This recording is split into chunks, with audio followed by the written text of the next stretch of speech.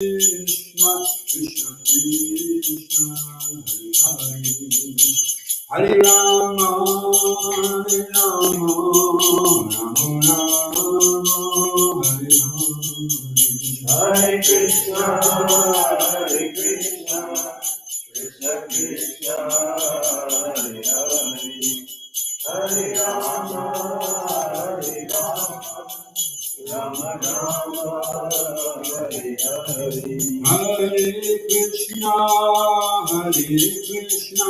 Krishna Krishna, Hare Hare, Hare Rama, Rama Rama, Hare Hare. Hare Krishna, Krishna Krishna, Hare Hare, Hare Rama, Rama Rama, Hare Hare. Hare Krishna, Krishna Krishna, Hare Hare, Hare Rama, Rama Rama, Hare Hare. Hare Krishna, Krishna Krishna, Hare Hare, Hare Rama, Rama Rama, Hare Hare. Jaya Gurudeva, Gurudeva, Gurudeva, Gurudeva. Jaya Gurudeva, Gurudeva, Gurudeva, Jaya Gurudeva. Prabhupada, Prabhupada, Prabhupada. Jaya Jaya Prabhupada, Prabhupada, Prabhupada, Jaya Jaya Prabhupada. Jaya Kodanikai, Maya Koshan, Shri Kodanikai, Maya Koshan. Jaya Kodanikai, Maya Koshan, Jaya Kodanikai, Jaya Maya Koshan.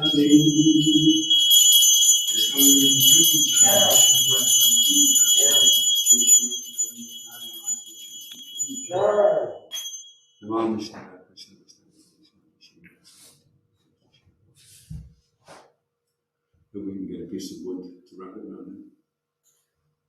It's just the kind of school how it gets wrapped to the underneath that. Okay, so the introduction of Bhagavad Gita. Am I okay at this angle? Yes. Okay. Srila Prabhupada said that Upendra was also present, and he asked Prabhupada about a man's responsibility to maintain his wife and family. A man should not marry, said Prabhupada, unless he had the power of maintaining his family.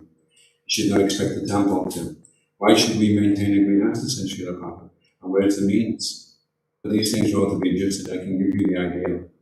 And Prabhupada gave the example that if a greenhouse was maintaining the deity worship gods in the temple, that was also preaching, and the temple should consider maintaining such a man's family. So the guiding principle of Eternal Krishna should be that under no circumstances should anyone become lost. Yes, said Prabhupada, or else where is the preaching? It will be like Alexander the Great. He was conquering, but as soon as he went to conquer a new place, the last place was lost. Suppose I have conquered Bombay and then I go to Karachi, but in the meantime Bombay is lost. Then what is being done by Alexander the Great? That was being done. When there is no proper management, just like the British Empire has lost in that way, they could not manage. So similarly, we should not expand too quickly, suggested Tamil Krishna, unless we have proper management. I am therefore stressing bookselling, said Prabhupada. He wanted to impress upon his leaders the main outlines of his program, and it should be their duty to carry out these programs. At least don't make me Alexander the Great in my lifetime, he laughed. They say to me, you are great, great, great, but don't make it small while I am living. Or after said Tamil Krishna, we'll never make you that way. We should never do that. Then, Prabhupada, that's my request. Then said Prabhupada, that's my request. People recognize I am great. Don't make me small. I'll not give you much trouble, but I'm now an invalid. What can I do? It seems like even if you are invalid, said Krishna, it gives us the opportunity to serve you. Thank you, said Prabhupada. What can I do? He laughed softly and said, I have to give you that opportunity. It seems that it is your mercy to us, said Krishna. All right, go on, said Prabhupada Dinasingha. Jai Prabhupada, thank you for all your merciful instructions. Srila Prabhupada ki Jai. Om Namo Bhagavate Vasudevaya. Om Namo Bhagavate Vasudevaya. Om Namo Bhagavate Vasudevaya. Om Namo Bhagavate Vasudevaya. Om Namo Bhagavate Vasudevaya.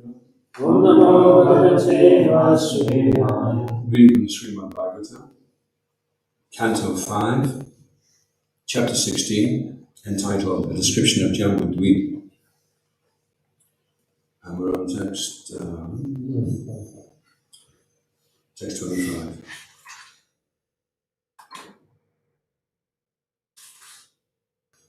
So I'll just run through the Sanskrit. You get the Sanskrit there, Joe? What? Sanskrit there.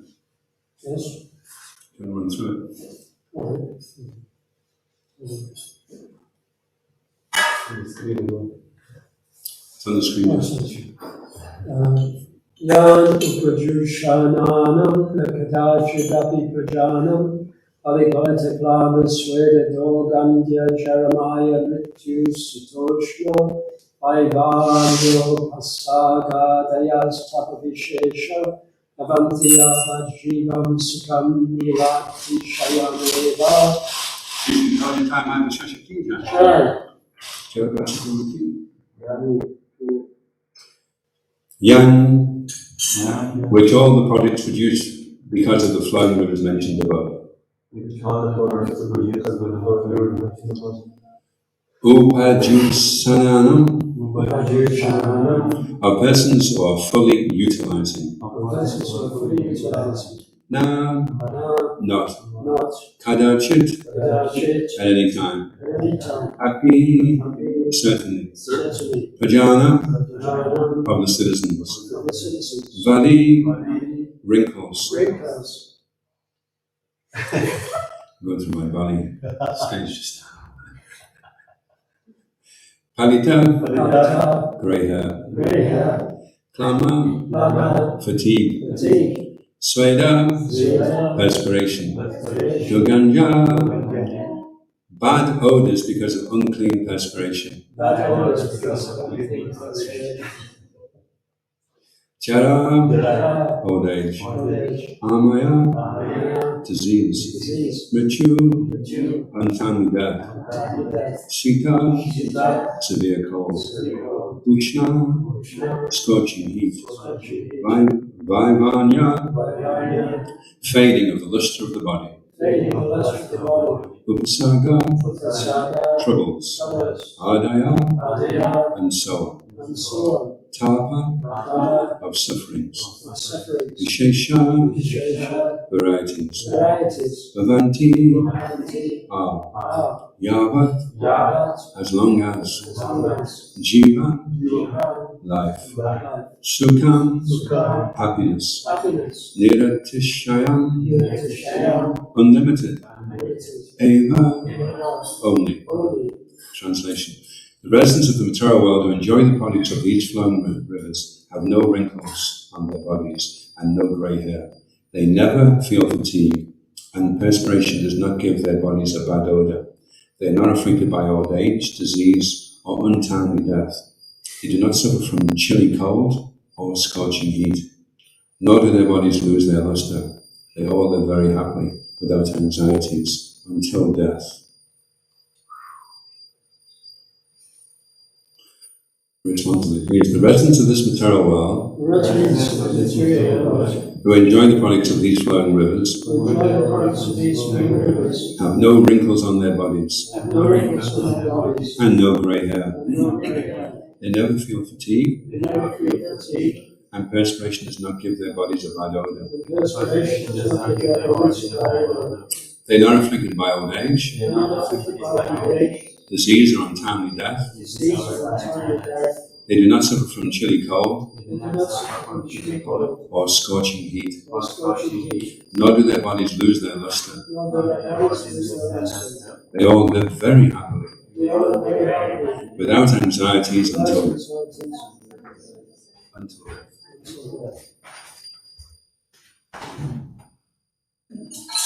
Srila Prabhupada ki.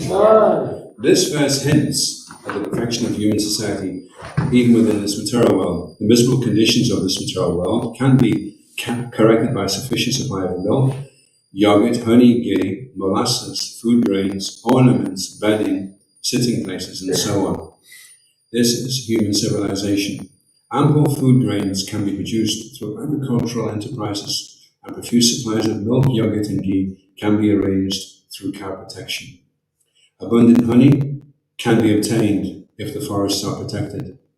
Unfortunately, in modern civilization, men are busy killing the cows that are the source of yogurt, milk, and ghee. They're cutting down all the trees that supply honey, and they're opening factories to manufacture nuts, bolts, automobiles, and wine, instead of engaging in agriculture. How can the people be happy? They must suffer from all the misery of materialism. Their bodies become wrinkled and gradually deteriorate until they become almost like dwarfs. And a bad odor emanates from their bodies because of unclean perspiration, resulting from eating all kinds of nasty things. This is not human civilization. If people actually want happiness in this life and want to prepare for the best in the next life, they must adopt the Vedic civilization. In the Vedic civilization, there is a full supply of all necessities mentioned above.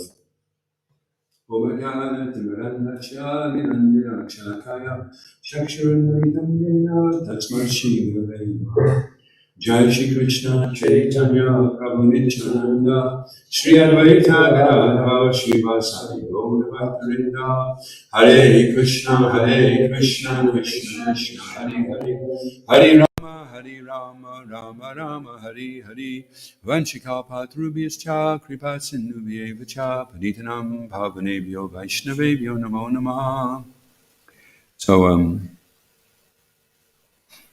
this is Jambudweep that's being explained right now, and we heard earlier also that because the rivers smell very nice, that those who drink the rivers, they have very nice breath, and then we find also that their bodily odor is nice, and that they don't feel fatigue, and they don't have any anxieties. So of course a lot of the anxieties that people do have are because they have bad breath, and they have bad bodily smells, and they're getting old, and the hair's going grey, and so they spend a lot of time putting on wigs or dyeing their hair. There was one man actually, he dyed his hair, and he was in some big conference. He was an old man, you know, and he was sweating, and the sweat was making the dye drip down, and everybody was laughing at him, but he didn't know why they were laughing. He was trying to just make out he was young, you know, and all down his forehead was these like brown drips coming down. So that causes anxiety because people are trying to pretend that they're okay and they smell fine, and at any moment they could be discovered as being very smelly. One false move, and then everyone knows. But no anxiety. So then, and also they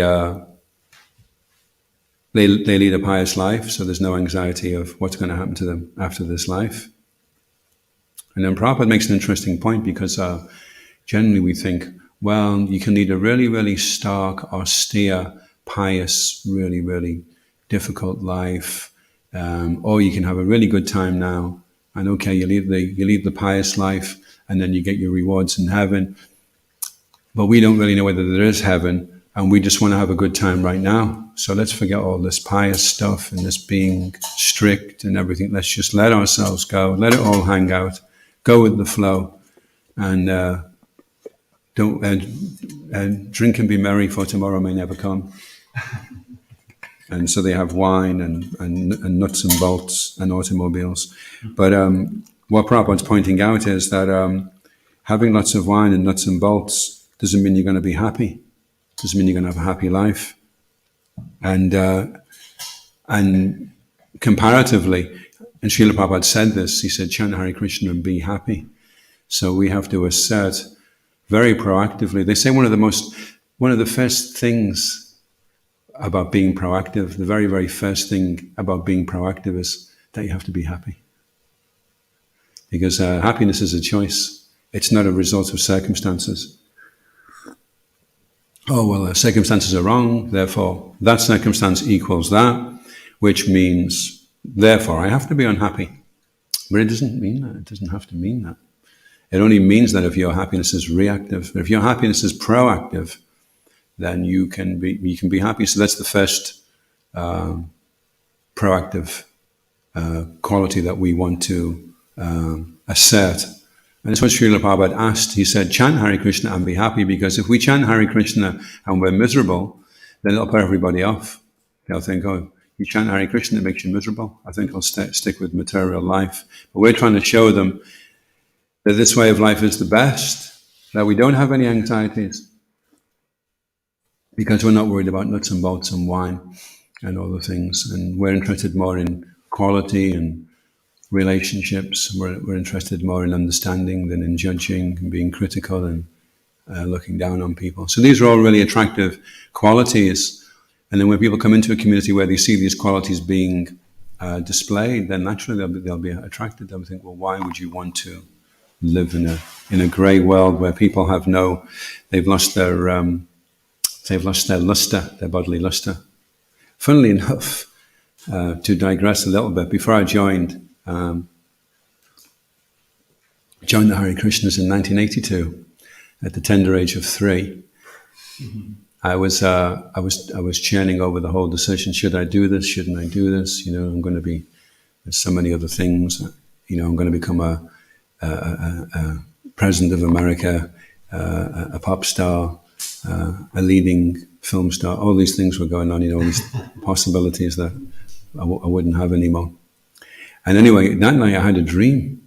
And in the dream, I was on a boat, but the boat was all in color. Everything was in color on the boat. It was a nice brown, varnished rim on the side of the boat. And I was standing there. And my relatives were on another boat. It was a much bigger boat. But they were all black and white. And they were saying, come on, Tony, come with us, Tony. And I noticed that the boat was sinking. And I didn't want to tell them that because I thought that might upset them. But I could see that the boat was going down. And I could see that everyone on the boat was black and white. Everyone was dull. But I didn't realize that's what it meant. But now thinking back on it, that they were mundane, that they had no chance of attaining eternality. But basically, it's like the living dead. If people are not aware that they have an eternal nature, then they don't really accept that they exist. See, people have a job trying to understand, to accept, well, how can I understand that God exists and he always existed? That's so hard to just believe that he always, I mean, there must have been something before that, something that God must have exploded out of a big bang or something, but he can't have just always been there. And it's the same with ourselves as well. We don't really accept that we exist because Krishna explains in the Bhagavad Gita, that which exists, there is no cessation. And that which is not, which doesn't exist, there's no endurance. So although something may be here temporarily, because it has no endurance, it doesn't really exist in the grand scheme of things. And we do really exist. We, if we meditate on it deeply, we realize, I can't contemplate not existing, because how could you? Because then you wouldn't exist to be able to contemplate it. The only thing you can actually contemplate is that you exist. So it's a fundamental truth. So if you deny yourself that, if you deny yourself your eternality and you compromise and succumb to the idea that you begin and you finish, then it's actually really, really depressing. You may not think it at first, but then the ramifications start coming as you go on in life, and you start trying to apply this philosophy on the oncoming death. And you realize everything's going to be finished now. What a waste of time that was. That was just so meaningless, I popped up out of nothing. I ran around for 90 years. I made a few quid. I got wrinkled. I've got grey hair. And now I'm out. And that's it. And there's nothing. I don't leave any lasting mark in terms of the grand scheme of things. In, out. Everything becomes meaningless. So Srila Prabhupada said that. He said, either you accept that there is God, or all other arguments are meaningless. So you've got a choice. Should I accept that I have a meaning to my existence, or should I choose for my life being meaningless? Well, that's a tough one. If I believe it's meaningless, I can become miserable and depressed and feel like everything's a waste of time and get frustrated. And if I accept this meaning, I can be so happy, and everything I do will be of such significance, So why would you choose, Why would you turn your back on meaning? So Prabhupada's saying it's not human civilization being full of nasty things, eating nasty things, and it's not only what they're eating is nasty, but the way they eat it is nasty as well. The biggest, at least it was a few years ago, the biggest cause of accidental death in America. No offense to the Americans, I'm sure it's the same in other countries as well. I don't know if you ever noticed when you go to these restaurants, they serve all these different forks and knives and stuff. And there's one fork which has got 2 prongs and it's really, really long. And that's for putting down a person's throat if they're choking on a piece of meat. Because they're trying to use that, they don't chew properly. And then they put that down. That's the biggest cause of accidental death. So it's not just what they're eating is nasty, but also the way they're eating it is nasty. There's no grace, there's no sense of appreciation. It's just stuff it down and try and get more and more and more and more. So that's not the way that we're going to enjoy our lives. So even from a material point of view, if you say, well, I don't really believe there is any God, and what if there is nothing after all this? Well, even if there isn't, the quality of life is so much better. A meaningful life, a healthy life, you eat nice things, you have nice relationships, there's so much depth to your existence, everything is significant, everything is full of joy. But then the thing about practicing spiritual life is you start to become more and more intuitively aware. As the soul awakens, you start becoming aware that this is a dream, this is a nasty dream that I'm in. So that becomes more and more reassuring as you go on to become aware of that you can break all your attachments and leave it behind once and for all. We just went to see Shiva Ram Maharaj. We were in this really posh house in Northwood. It's unbelievable. It's got a lift in it, massive. You could get a house in one of the rooms. And so anyway, Shiva Ram Maharaj said, just have a quick word with you two. And he said, okay, you two are Vanaprasthas now. Vanaprasthas is the stage from 50 to 75. That's when you're giving up your attachments and you're getting ready for the final stage, which is sannyas, where you're becoming free from attachments. And he was saying, so there will always be problems. He said, because that's the nature. He says, for the next 10,000 years, there'll be problems. So don't think I have to wait until the problems finish before I start getting into my Krishna consciousness. And he was saying that the nature of spreading Krishna consciousness is that you increase the problems because you're bringing people in who are immature in their spiritual lives, which means they'll have problems, and then you have to help them with their problems. So it's just the nature of what it is. It just increases the problems. The more we spread, the more people we have to look after. So then the more problems we have to deal with. That's just what it is, So if we're looking to get free of problems, it's not going to work. That's not what preaching is. That's not what spreading Krishna consciousness is. But he said, as important as doing that is also developing your own Krishna consciousness. And Srila Prabhupada said the most important thing is to save everybody, but even more important than saving everybody is to save yourself. It's like everyone's drowning in the river, and you jump in. Don't worry, I'll save you. And they go, oh, he's going to save us. And they all come around and they're all grabbing hold of you. And they say, save us then. And then you say, well, actually, I can't swim. Can anyone swim? No one can. Okay. And then you go down with everybody. So the better thing would be to get onto safe land, solid ground, and throw a rope out. Save yourself, establish yourself, have a firm foundation. And then from there, throw out a rope to help other people, bring them in. Don't jump in there with them. You'll just go down with everybody else. So the most important principle is save yourself. See, the thing is, if you save yourself, then you can show other people how to do it as well. If you've not saved yourself, how can you show anybody else how to do it? It's like there's a big emphasis on distributing books, and it's really good. We've done a lot of books actually in Scotland, stacks and stacks and stacks of books.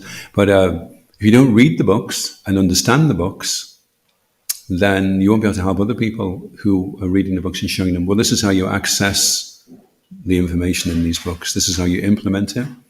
This is how you become relieved of the anxieties that are there in a nut and bolt society. So you have to learn how to save yourself. There's Sambandha, which is assembling all the information. Then there's Abhideya, which is implementing the information. And then there's Prayojana, which is achieving the goal, to become enthused. That's why Prabhupada said, our success is our enthusiasm. If you come out and you face the day happy and enthusiastic, then whatever happens, it's a success. If you're enthusiastic and you're positive, then the results may be this, they may be that. We don't know what the results. Sometimes it's hard to judge what the results are.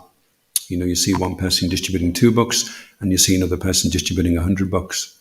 But the person distributing 2 books may be making a lot more advancement than the one that's distributing 100, because the one who's distributing 100 may have really good karma, and people stop and listen to him, and they like him, and they give him a donation, and the books go out.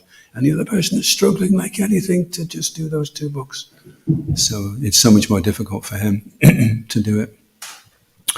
But at the end of the day, those 2 people that are doing their service, if the one that's doing 2 books is really happy and enthusiastic, and the one that's doing 100 is fed up and wants to do something else, then the one that was doing 2 books is the real success. So we shouldn't become distracted by the superficial results, because Krishna's not looking. You imagine going to the spiritual world and giving Krishna £2 million and saying, I collected this for you, and I did 75 million books. It's like, it's nice, but it's not really going to impress Krishna as much as how much feeling you have for him, how much love and appreciation you have. Any questions or comments?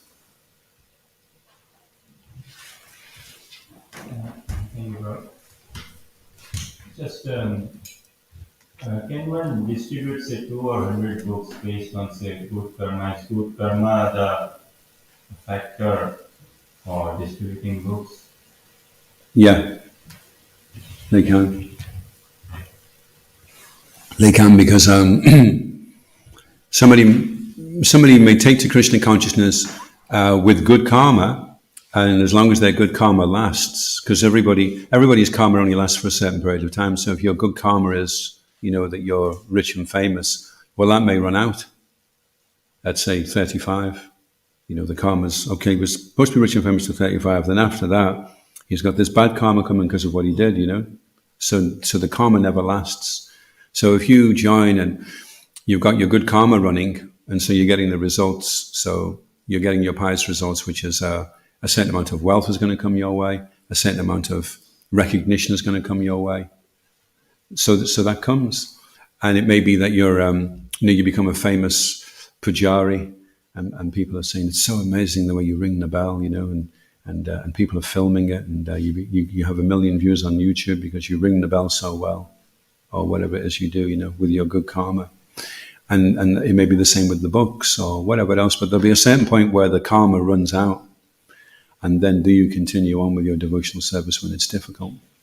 Or it may be the other way around. You see some devotees, they struggle and struggle and struggle. It's so difficult because they have such bad karma, and they have to push through all that. And then the bad karma, they burn it off, it wears off, and they reach a point where suddenly they just blossom, they just do so well, they flourish, and they've been struggling with everything, and now suddenly everything they touch just turns to gold. Even it can be like that during the day. You can be trying and trying and trying on Sankirtan, and nobody wants to take a book, and you suddenly break through, and then suddenly it becomes easy.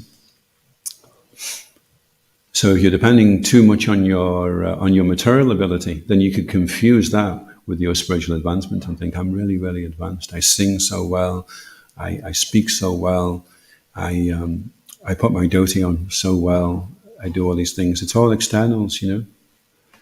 But then suddenly things may get turned upside down. And then do you want to continue on in your devotional service now?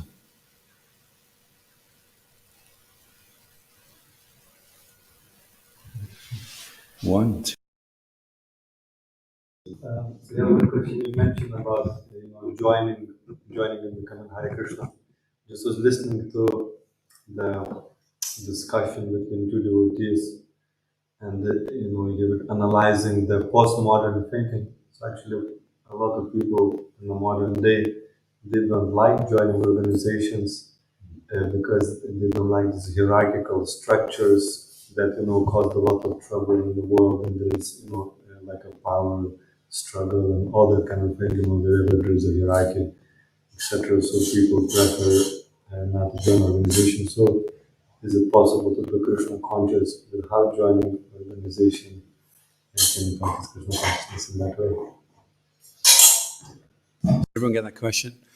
Because joining something is a bit of a taboo these days. People are not so inclined to want to. In the 60s and 70s, everybody wanted out and they wanted to join things. They were joining hippie communes. They were joining kibbutz in Israel. And well, let's join the Hare Krishnas. In fact, I was on the way to a kibbutz to join a kibbutz. And he said, where do you go? And I said, off to join the kibbutz. And he goes, what's that? I said, it's where you don't get paid. Everyone just mucks in and you get vouchers and you can get what you like off the shelf. And he goes, oh, we do that at the Hare Krishnas, but also we're into the spiritual. I thought, okay, I'll give it a try then. You know. I just wanted to get out of Manchester, actually, anything would do. So I was fortunate that way. Now these days people may have their lifestyles, that they want to live. And so now we have 1% of the Hare Krishnas live in the temple and 99% of the Hare Krishnas live outside, if you look at it. And they even have a system in Soho Street where they have all the Pujari work worked out. And say Ekaterina was second initiated, they would say, okay, who's doing Mangalati on Tuesday? Oh, okay, Ekaterina. And who's cooking? And, okay, Ekaterina. Or Yvette. Yvette's going to be, Yvette's here on Friday. She's outside doing her own thing, but she comes in and she slots in. And then the whole week is just full of people doing service. And there's one temple in Radharaman in Vrindavan where they're fighting over it. They've got all these families and they all want to serve Radharaman, the deity that's self-manifested from a shalagram. And they're only allowed 6 weeks. And so they're all gasping, and then he's in, I've got 6 weeks. And he's like fired up, and then the other one's like, only 5 weeks now, only 5 weeks now. And then he's in and he's doing the puja. So you can see how Krishna consciousness could sustain like that, because people can have their situations. They can come in and they can do the service as well, and then they can have their situation outside, but they're still following all the principles. They're chanting their 16 rounds. They're studying Srila Prabhupada's books. I mean, you can go to Vrindavan and you can be in total Maya, and you can be over here and you can be in Vrindavan, because Krishna consciousness isn't where you are located. It isn't even wearing a funny nappy. It's based upon what's going on in your heart and your mind. These external things are also useful to identify with and to establish the culture. And that's why coming to the temple is nice, because you feel the energy is different, and you become rejuvenated and inspired, and then you go back to what you have to do to keep things going, and then you come back to the temple, And it may be over a long period of time. You eventually decide that you want to just now fully give yourself, and that may take a long time to do that, over a very, very gradual period of time. So fools rush in where angels fear to tread. But there's another element of Krishna consciousness as well, which is just when we go swimming sometimes, one of the things I like to do, because I've never really grown up actually, is I like to see how far you can go underwater. So everyone lines up and they all take a big breath. Then you dive in. And you don't know whether you're going to make the whole, you're looking at it and thinking, I don't know if I could do this, but you jump in and see. So Krishna consciousness is a little bit like that as well. You think, I don't know whether I could manage that. well, jump in and check it out and see how long you can go. And if you have to come up for a breath, okay, so that was quite good. You got 3/4 of the way down. Maybe as you train and you get better, you'll be able to do the full length. So that's fine. Okay, you're not going to get kicked out the swim baths because you didn't do the full length. So with Krishna consciousness, it can be a little bit like that. You kind of jump into ashram life and you try it and you think, I have to get back out and get a breath. So you have to see how long you can do it for. There's another tendency is that people of organization, but you want to live with other people in the community, which means living in community is much higher level of commitment. And also the last festival of colors that we run, where 80% of people who helped with the festival were non-residents of the community, and the number was about 20-30%. So it is a different kind of thing for different people. Well, it's amazing to see devotees manage so much, and your good self as well, and Prabhupada Prana, to see how the management can go in and so many things can take place. And that's what Prabhupada's emphasizing in the Lilamrita, isn't it? Manage things nicely so that things can go on, So the managers in ISKCON have such a big role to play. Yes,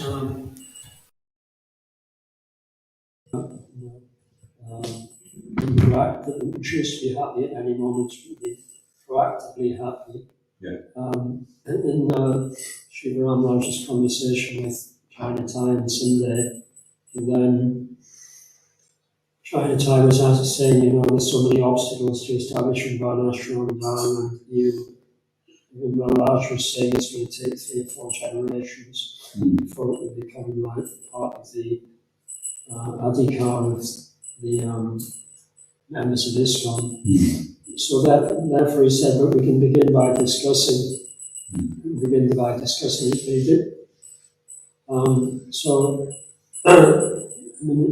My perspective is that when people come, they not necessarily want us to look happy but they want us to be able to discuss things openly, and because certain things don't warrant happiness. Certain things warrant empathic sadness, and previously. That's interesting that you say. Sorry, I'll let you finish in there. Just empathic sadness. You can have sympathy, but empathic. It doesn't mean that you share the same. Sympathetic is you share the same feelings. So the person feels sad, and so then you feel sad, and that's sympathetic. But empathic is you give the person your presence, and you can still be happy. It's called an NVC, enjoying someone's pain, because what you enjoy is the connectivity, the closeness with the person, and that could be in their joy or in their sorrow. And then when there was this lady that was dying, and she didn't want anybody around the bed because they were all feeling sad for her. And that was making her feel more sad, because she says, I'm already in pain and I'm making other people feel in pain. And she says, I want you to come round and play with my pain. Because he would come round and he would be really happy with her. At the same time, he was really aware that she was in pain, but she didn't need sympathy. What she wanted was someone to share and be present with you, see. So sorry, go on. Just, in the history of communities and leadership and like philanthropic movements, of which we could consider ISKCON to be one in a certain regard. Well, then there has been certain instances of the organisation promoting themselves as being a very happy, proactive organisation. Who can, come and join us. We are happy. You'll have a happy life.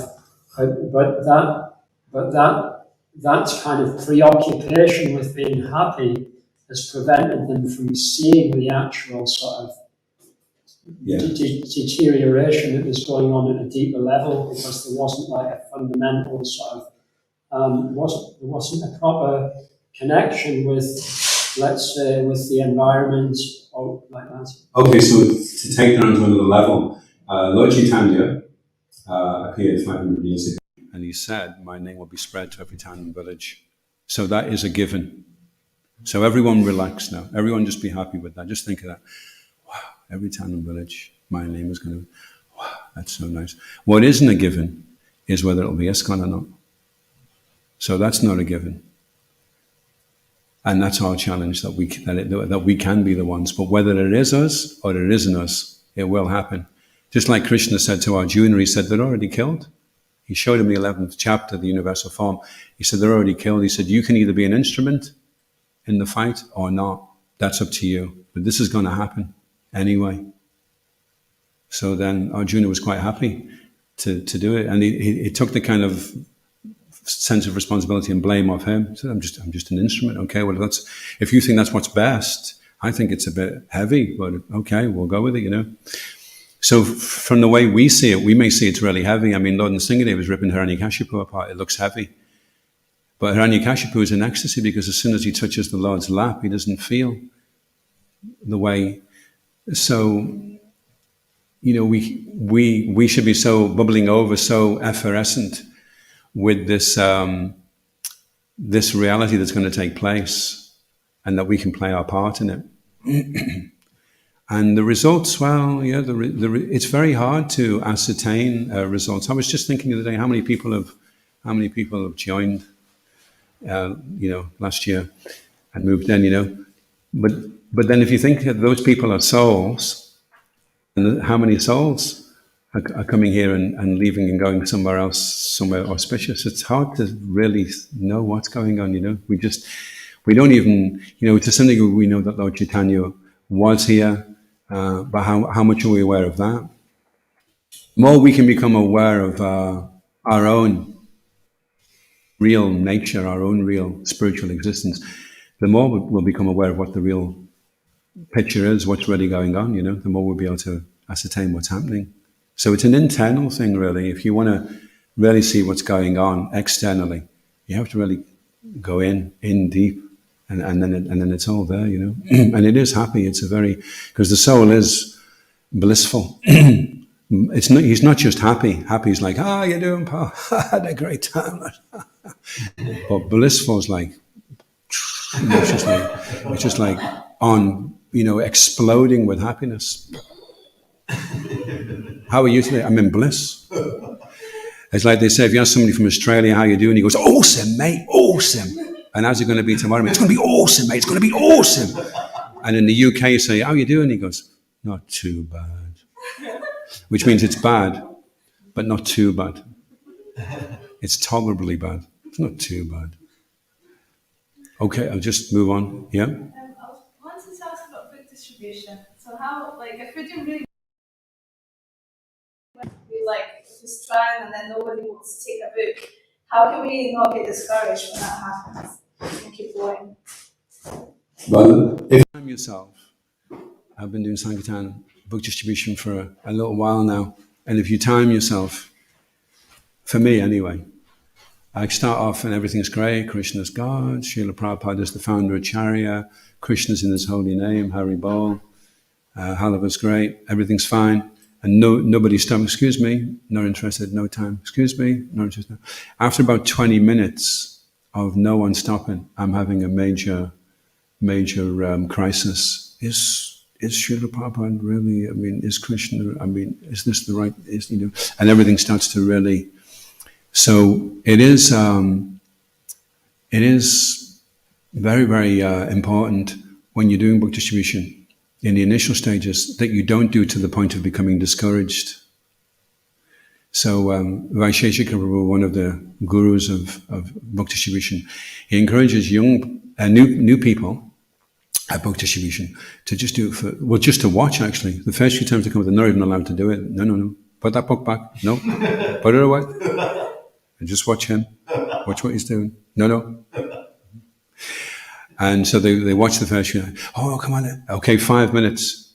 5 minutes and that's it. So they're doing it for 5 minutes. And then no one stops. Now 5 minutes of being rejected is, we can cope with that, And then the next time, if you're really, really lucky, you may get to do for 6 minutes. And still nobody stops. But you're okay about it. Well, I'm new and you can't expect within 6 minutes someone to just stop and give me £1 million or something, So you accept it. And then eventually you build up to the point where you start being able to do it. Now, the thing about Bhakti Vishnu is once you get it right, once you do it once and it happens and it works, it's like a kind of ding, I can do it, I can do it, I can do it. And then you become really excited and then you become very positive, you know. So you just want to focus on the positive side of it. And he said the real success is that your foot has touched the pavement. So if you can get out and you can touch the pavement, you know, if you miss the pavement when you get out and you fall down the hole, well, that's not so good. But if you can at least touch the pavement, you can go, I touched the pavement. So that's already a success. And then everything else after that is even more of a success. You know, so it's like super, super, super positive, you know. Because if you go up to somebody, take one of these. You're not interested? No, I didn't think you would be. Nobody else has been. See, people can see that no one stopped for you. There's some cities where people are especially streetwise. Glasgow, they're very streetwise, so they can tell just by the way you're approaching them whether anyone stopped. Even if you take a book, it's really good. Everyone's been taking one. They'll be like, yeah, sure, yeah. Okay. You know, they can just see through it. You know, you can't fudge it. So it's not a cheap, easy thing, you say. But when you do it and you get the hang of it, see, Maya knows if you get good at doing this, I mean, it's going to cause a lot of damage on the whole plan she's got of ensnaring people, you see. So it's a big threat. It's like joining the army and then saying, I'd like to go on the front line and try shooting a gun, you know. Well, when you do it, you're going to do a lot of damage. So she's going to try and prevent you and discourage you before you get to that point, you know. Now, you can definitely do it. But it's just a question of being trained nicely and avoiding the things that could discourage you so that you get to the point. And if you're really, really encouraged there, it doesn't matter how many books you do, you just keep going, then you will be successful. You will, guaranteed. It's only if you have this like kind of mundane expectation put upon you, you know, that you should perform like this, and then you think, oh, I can't do it, and then you give up, you know. And that's such a shame to really want to do it and to get to that point of trying it and then to give up. You're almost there, you know. No, it just needs to be really delicately handled, because once you actually do get it, and when it works, whatever it works on that day with the modes of nature, you just completely repeat it. There was one time a devotee was out, and at that time they were wearing wigs, and nobody would stop. And then this one person, he stopped and he said, we're giving out these books and they were actually monks. And then he went like that with his wig. See? And the guy went, how much is the book?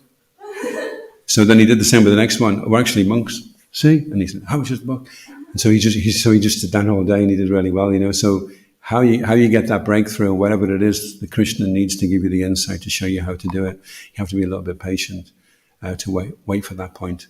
And in the initial stages, you shouldn't come to the point of being discouraged. You just try for a little while, and then go away, try for a little while, go away, try for a little while. And then eventually you'll get to the point where you can start to do it. And then when you do start to do it, then trying to get you back will be the really difficult thing. You've got to stop. Oh, just 5 minutes, go on. Please, no, please, go. Oh, go on, please, go on. Prabhu, we're trying to get back for a Prashant. Oh, it's taken me all day to get out, please. You know, it gets like that. It used to be like that on the marathon. You get to the point where you don't want to stop. One day we didn't stop. We just kept going, and then it got dark, and then it got light. And that was in Ireland. New Year's Eve, we just went right the way through because we were doing the queues, you know, to the taxis, and that was all night. Okay. Any other question? Yeah. I think perhaps the difference in the presentation Too happy. is that, no, yeah, too happy. And I was thinking, yeah, when we're getting realization of our spiritual nature through good sadhana, and especially chanting, then it's not just that the ananda becomes manifest, but the sat and the chit becomes manifest as well. And so that means that, you know, and then it's described in the Bhagavad Gita, says, for one whose mind is controlled, the super soul is already reached because he has attained tranquility. For such a person, happiness and distress, heat and cold are all the same. He's situated in transcendental boundless joy. That's a different verse.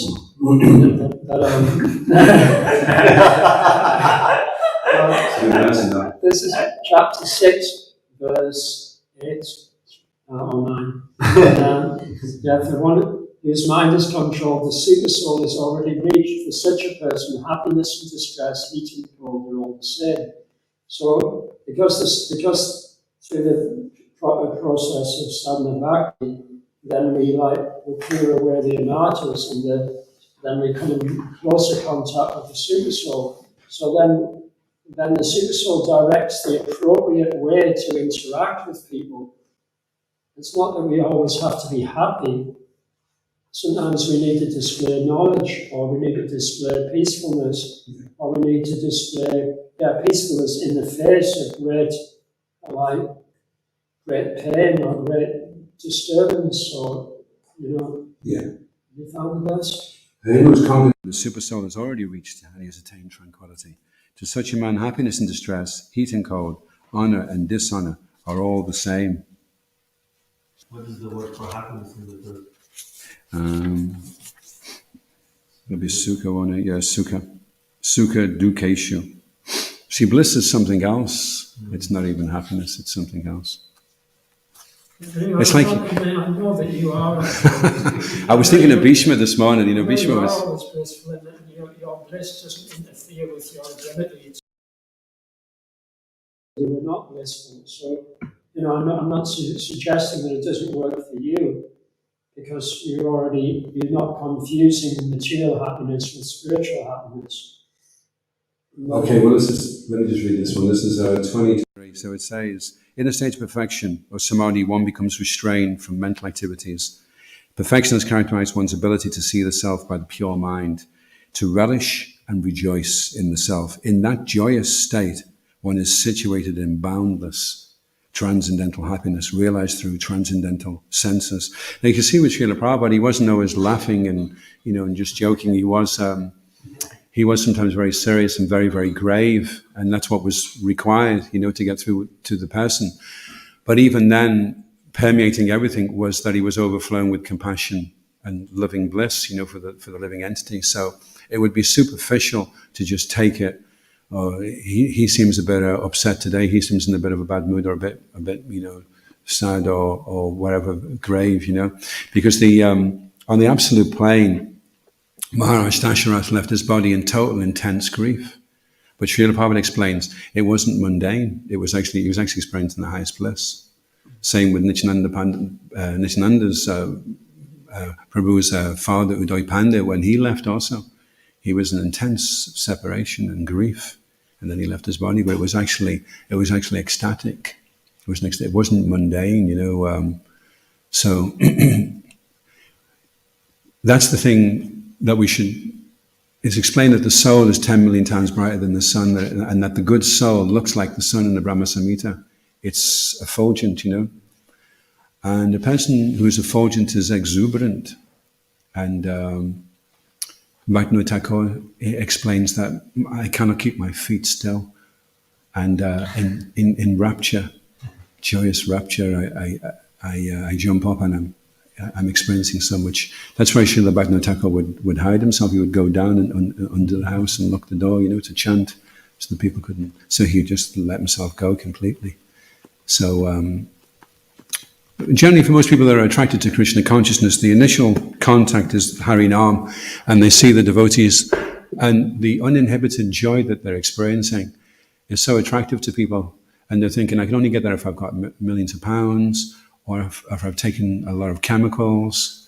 And then they're thinking, but these people are doing it and they haven't got millions of pounds, they haven't got chemicals, And sometimes in Glasgow, they come up to us in Harinam and they go, Psst, what do you want? They say, we're not on, we're in ecstasy. We're not on it, we're in it. So a person that's feeling ecstatic, he expresses that in such a way that he doesn't want other people to feel intimidated or discouraged by that. And he can be empathic as well. but he doesn't sympathize in the sense that he doesn't share the same person's grief. And then that person who is feeling grief, who's with a person that's, I don't know if anyone's heard that talk that Kendama Maharaj gave to that devotee that was leaving his body. And he's encouraging them not to be afraid of dying. It's the last point in his life. And it's very interesting because it doesn't sound sad. It's like a joyous, this is a golden opportunity. Now you're going to be able to leave your body and you're going to be able to go back to your Lord. Now he could have been really, oh, I'm so sorry about this. This is such a terrible thing. But it wouldn't have helped the person, you see. You have to transcend. You have to step out of it and say, I mean, all the unhappiness that's there, they say the material world is an ocean of tears. We all shed an ocean of tears before we're ready to leave the material world. So we've all shed them. And the material world is just full of oceans and oceans because there's so many people here. And they're all shedding those oceans. And all those oceans and oceans and oceans of tears, they reduce to about a quarter of a cup of water because that's how much is contained within a calf's hoof print. And for a person that's Krishna conscious, he steps over that. We think we have met your goodness by the will of providence, just so that we may cross over this difficult ocean of Kali, which deteriorates all the good qualities of a human being. So all that misery and all that negativity, it reduces to the water within the heart. And, how could you not be happy about that? Any last questions or comments? Yes, Ashish. I have a question. A meaningful, substantial life without being in union with God, or without knowing God, or without in any sort of relationship with God, but have a meaningful, substantial life. Well, you could say, can any hand have a meaningful, substantial relationship if it's connected from the body? You could take the hand and say, don't worry, isn't nothing wrong. Let's have a good wave. You want a sweet ball? There you go. Massage a sweet ball into his hand. You want to go and see a movie? How about a cigar? But the hand's not going to be that happy until it's connected to the body. It's disconnected. Srila Prabhupada explained it like that once. He said, it's not possible to be happy if you're disconnected. See, the funny thing is, we're all little parts and parcels of Krishna. So how can we hide that? How can we avoid what we really are and be happy and satisfied and fulfilled? During this verse, there's a parts of this material world where everything is so happy, but then the last bit is death. So no matter how much great you do, the death finishes everything. So that's why eternal life is what we really. Whatever it is, if you went off now to the heavenly planets and you had a fantastic time and you were there for 10 million years, eventually, whatever it is in the material world, it just becomes a mental impression. That's the only thing you retain, a memory of whatever it was. What you think of all the good times you've had now, you think, oh yeah, that was really nice. But all you have now is a memory of that. It's the only thing that you retain. You can't keep it with you. Whereas if it's a spiritual thing, then it stays there and it just grows more and more and more. If you've experienced some bliss in Krishna consciousness and you really, really felt so fulfilled, then that only grows more and more and more. Whereas all the material, they say that when you're old, the only thing you have are memories, and most of them you forget as well. So it's just like having a load of black and white photographs and they're all dog-eared, and you say, did I have a good time in my life? And they say, well, that's it there, that's all you've got, all these dog-eared photographs. So that was pretty rubbish, wasn't it? It's like it's such a poor result, what you end up with material life. Even if you're in the highest planetary systems, it all just ends up being a mental impression because nothing lasts, so there's no endurance, so it doesn't really exist in one sense. So it'd be better to sift through all that and find, well, what does really exist? Okay, I really exist, but who am I? And what do I do to fulfill myself? What was I designed to do? What is my role? What am I supposed to be doing with my existence? What was I designed for? Okay, ISKCON Guruvrinda ki, Srila Prabhupada ki, Go Premanandi, Hari Hari Bo. All of you.